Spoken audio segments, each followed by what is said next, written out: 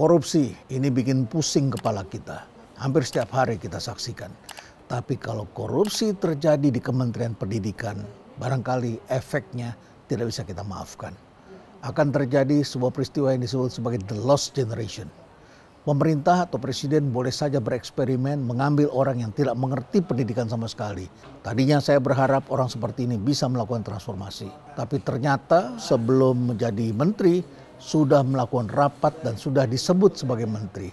Orang yang tinggal dilantik saja ternyata bisa tidak dilantik. Tetapi Mas Menteri ini justru bisa melenggang dengan mudah dan sudah membuat perencanaan sebelum dia diangkat. Dan ketika diangkat kemudian langsung ngegas dan ujungnya adalah masalah tata kelola. Sesuatu yang kita kenal sejak terjadi krisis ekonomi pada tahun 1998. Krisis yang multidimensi karena kita tidak menerapkan tata kelola. Dan akibatnya kemudian hilanglah kesempatan kita untuk membangun bangsa ini. Persoalan itu sangat berat. Kali ini terjadi lagi. Dan saya ingin mengundang sejumlah tokoh yang pernah menolak bantuan dari Kementerian Pendidikan karena mereka melihat ada persoalan tata kelola. Mereka pun juga pernah belajar. Ternyata kasus Chromebook ini sudah pernah diterapkan di Malaysia sejak tahun 2013 dan Malaysia kemudian menghentikannya tahun 2019. Gagal di Malaysia lalu dieksperimenkan di Indonesia dan terjadilah skandal yang bisa kita lihat pada hari ini.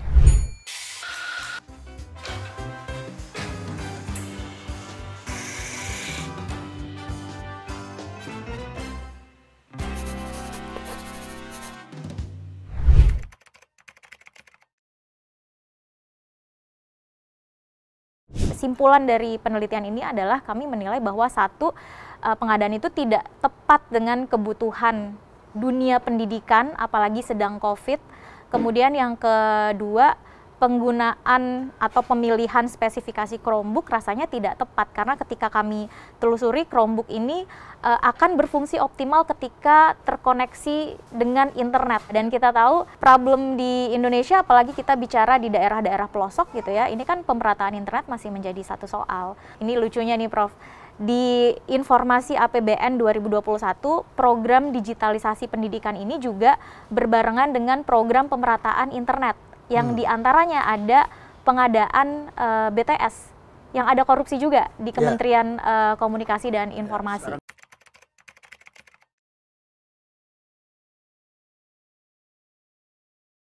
Sekarang jangankan kita bicara soal digitalisasi pendidikan ya Prof ya, kalau kita bicara pendidikan di daerah-daerah tertinggal, jangankan daerah yang 3T yang jauh dari ibu kota.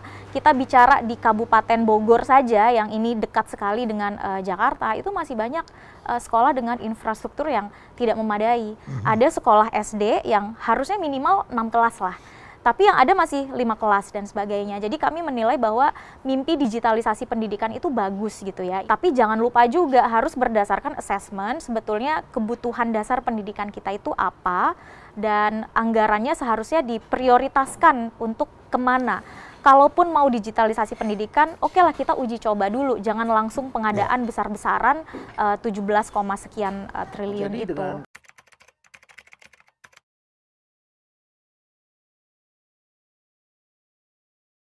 Buat kami PGRI itu selalu mengatakan kesejahteraan dan kualitas guru itu harus sejalan dilaksanakan dalam pengertian ya kesejahteraan guru, kualitasnya dalam continuing professional development itu harus terus-menerus disediakan juga oleh pemerintah. Juga termasuk tanggung jawab gurunya itu sendiri. Jadi kalau PGRI itu 3 tagline-nya, kesejahteraan, profesionalisme, dan perlindungan guru. Itu yang selalu kami suarakan dalam berbagai kesempatan. Kita semua tahu bahwa guru itu cuman indah kalau dipidatokan saja. Oh kami memerlukan guru dan lain sebagainya. Faktanya di dalam rekrutmen guru saja itu zero growth dari tahun 2024. 10 tahun dan kami harus berbicara dengan berbagai pihak. Kalau guru itu nggak boleh tidak ada.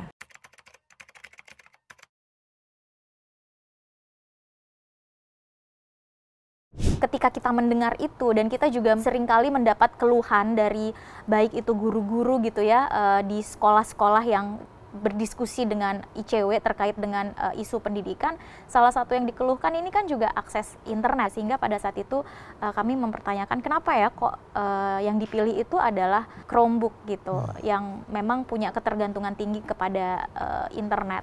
Kemudian juga yang kedua, ini terkait dengan kandungan TKDN. Jadi nggak hanya Chromebook, tapi ada kandungan TKDN yang artinya penyedianya itu semakin terbatas gitu. Yeah. Kalau nggak salah pada saat itu hanya 6 perusahaan yang memenuhi kriteria itu gitu.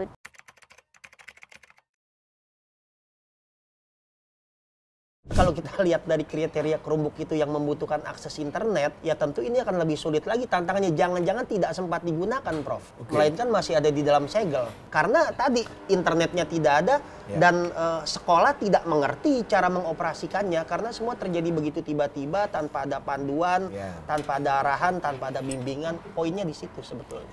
Dan yang menarik lagi juga dari para guru itu pada lapor, Ibu, jadi ini kalau kami terima nanti kami bagaimana Bu, gitu kan pada bertanya. Saya mengatakan karena kalian itu dikirim, kalau bisa tanda terimanya juga harus ada dan lain sebagainya. Jadi bagian guru-guru juga merasa ketakutan saat ini. Karena kan dia nggak meminta diambil tapi kemudian menjadi masalah. Dan poin terakhir Sumardiansyah itu menjawab pertanyaan Prof tadi mengenai kok kita bisa menduga. Karena jauh-jauh hari sebelum ada isu Chrome ini kan biasa ya, sekolah itu dikasih komputer dulu. Even sebelum ada notebook dikasih komputer, kan saya tanya, loh ini dikasih bagus kenapa masih di kardus waktu itu? Pak, pas dibuka ini, taruh di meja mana? Gitu. Lah kan komputer harus ditaruh di meja. Dapatnya komputer tapi mejanya yang dikasih. Nah itu yang dikatakan tidak ada support sistemnya. Saya bisa memahami itu karena semua pada itu semua serba web. Pokoknya kalau beli yang ini nggak usah mahal-mahal, semuanya ada di cloud. Semuanya ada di web. Mereka lupa dari komputer ini dihubungin ke web, ke cloud itu kan butuh bandwidth. Kayak dulu kan ada di Amerika dikatakan thin client itu. Saya bawa komputer yang tipis-tipis saja. Soalnya begitu dicolok, saya dapat semuanya. Ada satu wilayah, kebutuhannya itu bukan Chromebook. Dia butuh gedung yang dibangun karena ruang kelasnya bocor. Nah, persoalan ini sepertinya memang menjadi satu hal yang tidak dibaca oleh kementerian pada masa itu. Sakitnya di kepala yang diberikan obatnya di kakinya, telapak kaki. Main sana inkorpore sana. Sakitnya ke sana, obatnya ke sono kan. Gatalnya di punggung yang digaruknya di bagian kepala. Akhirnya mereka membuat pengelolaan yang beda-beda. Ada yang taruh di sekolah semua, nanti kalau ke sekolah gantian. Mereka bertanya, kenapa yang di sana dapat kami tidak gitu. Loh, yang butuh kan kami. Kenapa yang dikirim yang di sana? Jadi ini juga menimbulkan satu kesenjangan sosial baru pada masa itu sebetulnya. Dikarenakan distribusinya yang tidak merata. Ini bukan bicara mutu ya. Itu persoalan lain. Tapi dari mulai pemetaan awal, identifikasi, dan sampai distribusi, itu memang sudah menimbulkan persoalan.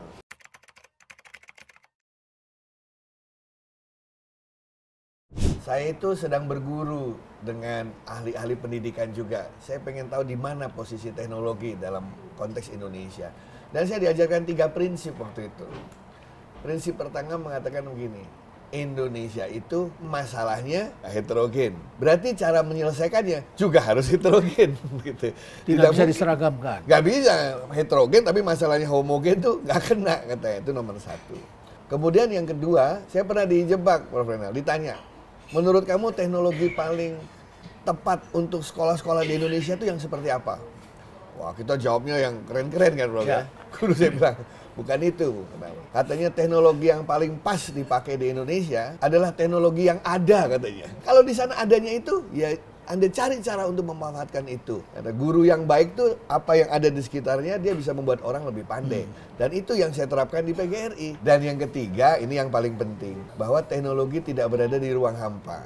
Ada people, proses, teknologi. People-nya adalah kesejahteraan dan kualitas guru, sementara prosesnya itulah pedagoginya itu tadi. Kalau cuma teknologi dikasih tanpa 2 ini, itu bisa jadi nggak ada gunanya. Nah itu prinsip itu kami pegang, Bro. Saya diperintahkan Bu Ketum, apapun yang ada di sekolah itu manfaatkan. Dan bahkan Mas Eko, Sudah disebutkan ternyata, saya buka tahun 2021 itu, bahwa kebutuhan kita itu sebenarnya bagaimana dia guru-guru bisa belajar. Betul. Kalau kita terbiasa menggunakan Google, Gmail, Google Docs dan lain sebagainya, mungkin shift itu mudah. Tetapi yang biasa menggunakan apa? Microsoft atau Windows, itu bagi orang yang bukan teknologi savvy, itu ekstra keras untuk mengubah itu.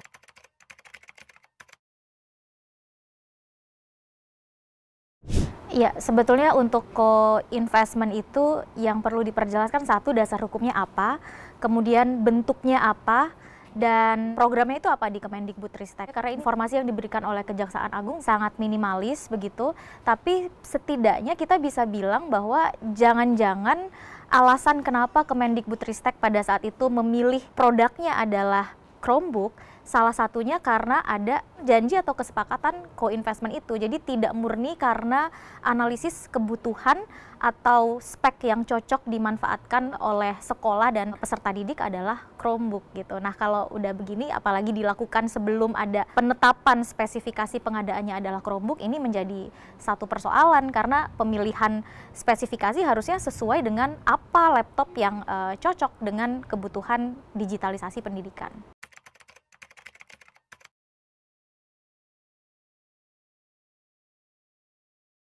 Ini lagi-lagi kan informasi ini kita tahu dari proses Kejaksaan. penegakan hukum yang dilakukan oleh Kejagung ya.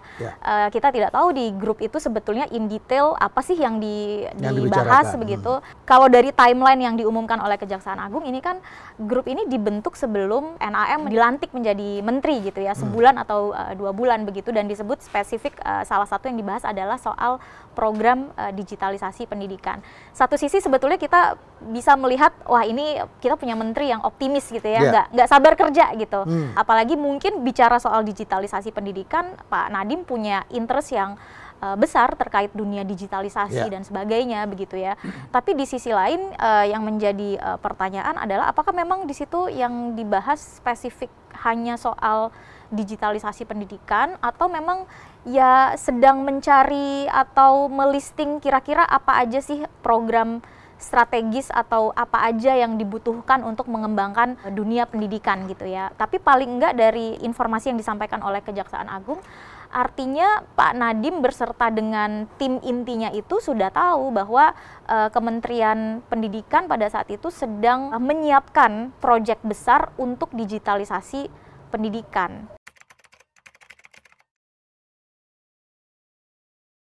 Ya, kita belum mendapatkan informasi in detail jadinya itu berapa sih yang harga yang dibeli oleh oleh kementerian gitu ya. Kita sebatas tahu misalnya brand A gitu ya punya laptop Chromebook, harganya berapa itu kita bisa cek di pasaran. Berapa? Di pasaran berapa? Beda-beda tergantung mereknya ya. Ada yang 6 juta, ada yang 7 juta, ada yang 8 juta gitu. Jadi beda merek, beda harga. Mungkin spesifikasinya juga berbeda begitu ya. Jadi kita nggak tahu nih kementerian ini belinya berapa banyak ke brand yang mana dan apakah di situ ada negosiasi harga. Kalau belinya lebih banyak itu kan ada kemungkinan lebih murah atau kemungkinan lebih mahal juga. Nggak selalu lebih murah karena butuh dalam waktu cepat, bisa jadi harganya lebih mahal dan sebagainya begitu ya. Tapi berapapun harganya pada saat itu kami menilai nggak cocok dulu nih untuk belanja laptop. Pemerintah itu sampai sekarang belum menunaikan kewajiban konstitusionalnya untuk membebas biayakan pendidikan dasar yang itu sudah ada di konstitusi kita dan sudah ada juga di Undang-Undang Sistem Pendidikan Nasional. Itu saja belum dijalankan. Itu yang wajib aja tuh belum dijalankan dan pemerintah selama ini selalu menyebut bahwa kita nggak ada anggaran, kurang anggaran. Oke, itu bisa direalisasikan nanti ketika kita sudah cukup anggaran. Sehingga ketika kami melihat ada tanda kutip foya-foya gitu ya untuk belanja TIK, dan belanja TIK ini nggak hanya laptop, ada belanja yang lain, kami menilai bahwa rasanya kita untuk dunia pendidikan tuh kita bukan kurang anggaran, tapi kita salah memprioritaskan mana yang harus dibelanjakan duluan dan bagaimana membelanjakannya gitu.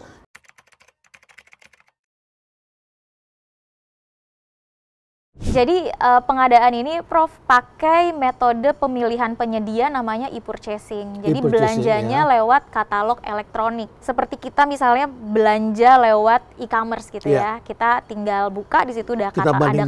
Harganya, beres. Ya, kita klik kita mau pesan berapa dan sebagainya begitu. untuk informasi rencana umum pengadaan, asal kita pinter-pinter cari keywords, itu kita bisa akses di namanya ada sistem informasi rencana umum pengadaan atau SIRUP. Nah itu memang pemerintah kalau mau belanja barang, jasa atau konstruksi gitu ya, harus umumkan dulu rencananya.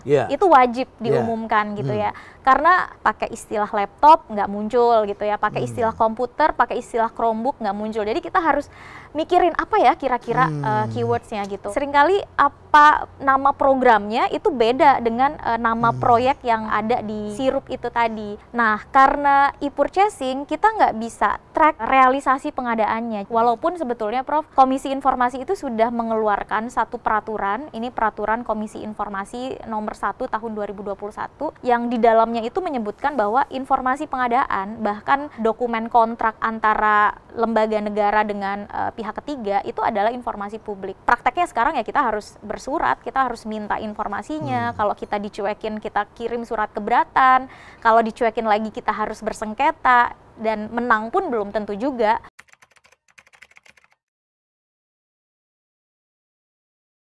Saya pernah mendengar Malaysia itu pernah melakukan inisiatif serupa jauh hari sebelum kita, dan itu hasil kajian dinyatakan gagal.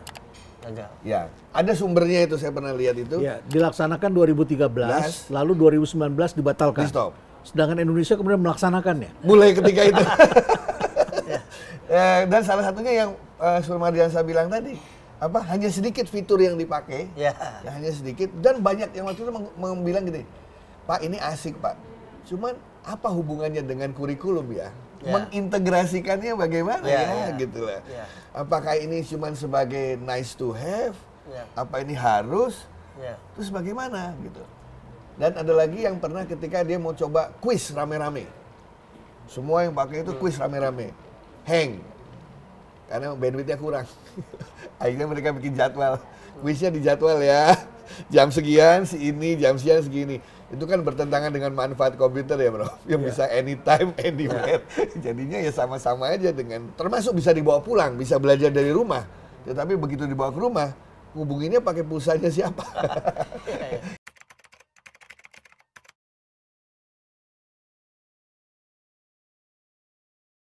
Sebenarnya kita di antara kita cukup bisik-bisik, nanti kena nih kalau begini ceritanya. Karena kita tahu bahwa dalam tata kelola bantuan pemerintah itu kita nggak boleh menyebut merek, kita harus inklusif, harus kayak gimana. Kok ini kok berani ya, bahkan untuk di perguruan tinggi, di sekolah-sekolahannya harus pakai nenenenamit ya. Betul-betul itu disebut merek itu, dan itu sama sekali nggak boleh harusnya. Dan mereka lupa, mereka kira yang diganti cuma operating system dari Windows ke Chrome OS. Padahal sebenarnya yang mereka coba ubah tuh ekosistemnya loh. Saya baru membuka catatan, di tahun 2021 tuh sebenarnya PGRI sudah mengingatkan, tapi tak mampu untuk menyampaikan karena tadi relasi kuasa yang sangat kuat.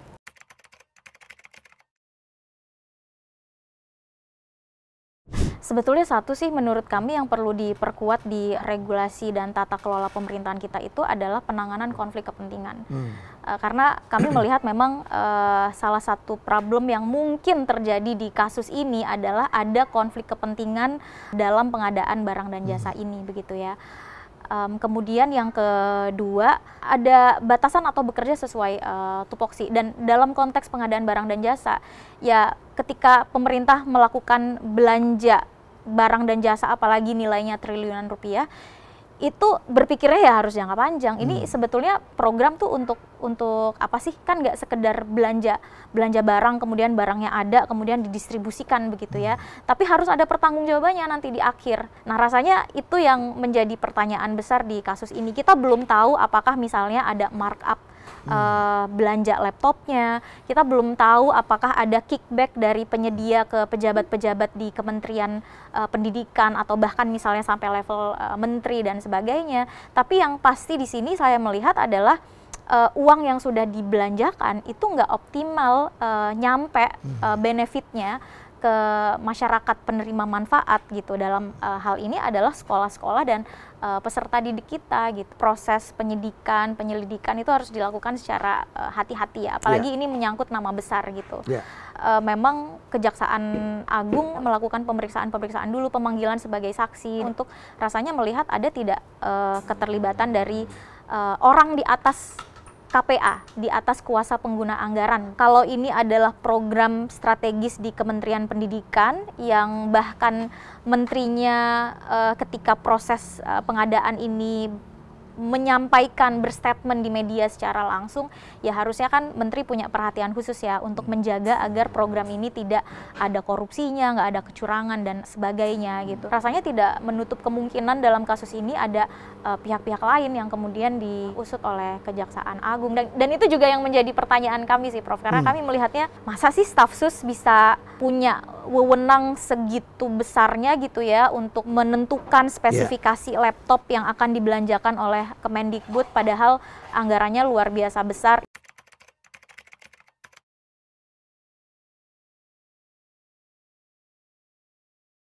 Satu pasal tentang tunjangan profesi guru dan dosen itu jangan diutak-utik.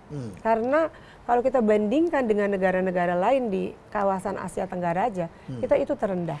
Akhirnya integritas itu melampaui dari segala sesuatu yang sifatnya praktikal ya.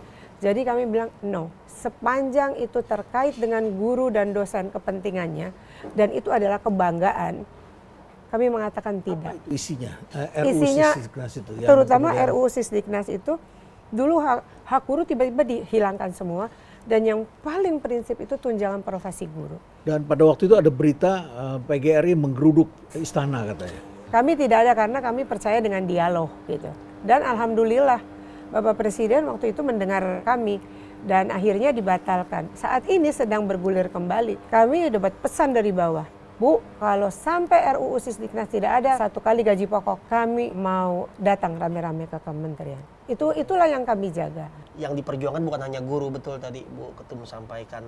Klausul yang sudah dimuat di dalam Undang-Undang Guru dan Dosen nomor 14 tahun 2005 tiba-tiba dihilangkan dalam draft RUU Sisdiknas. Dan udah mau disahkan. Ya, artinya apabila frasenya tidak tertuang di dalam batang tubuh, maka bisa dipastikan tunjangan yang selama ini diberikan oleh guru ataupun dosen sebagai profesi yang spesialis itu hilang. Nah, kalau kita bicara populasi guru sekitar 3 juta lebih, maka setengahnya itu tidak profesional karena menurut tidak pendidik, menabrak undang-undang. Karena apa? Karena pemerintah gagal menjalankan amanat konstitusi. Tapi yang diserang itu selalu kami. Jadi kami ini harus bisa berbicara pada anak-anak kami semua di seluruh Indonesia bahwa kami akan terus memperjuangkan. Di sisi lain kami selalu dituduh sebagai bagian orang-orang yang selalu nggak patuh gitu. Padahal kita mau menjalankan amanat konstitusi. Mungkin bagi kita di kota-kota besar kita bisa ada side jobs gitu yang lain-lain. Tapi bagi dosen ya kan dan guru, jadi nggak bisa kita meremehkan sesuatu yang sebenarnya sudah tertera di undang-undang terus tiba-tiba oleh alasan 1 dan 2 hal dihilangkan.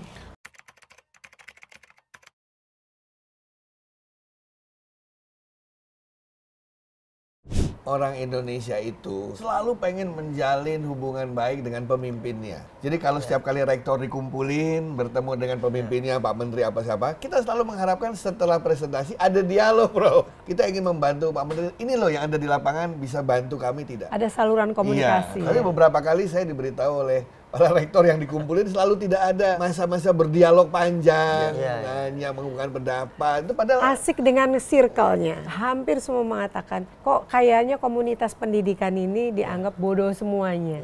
Padahal kita itu bergerak begitu lama di situ dan kita ingin membantu sebenarnya. Makanya kan tema yang periode hari ini kan lebih ke inklusivitas. Pendidikan bermutu untuk semua. Itu kan sebenarnya antitesa secara semiotika ya kalau mau dibaca. Dari eksklusivitas pada masa sebelumnya. Kita tidak berbalas, Pak. Pengen mencintai tapi kok balas susah. Ya.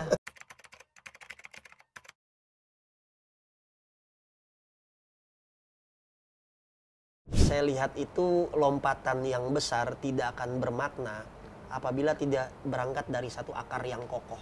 Yang kedua, satu transformasi tidak akan berhasil apabila komunikasi yang dibangun dengan kutub-kutub kekuatan yang mapan, PGRI, NU, Muhammadiyah, Taman Siswa, Katolik, Protestan, itu tidak berjalan dengan baik.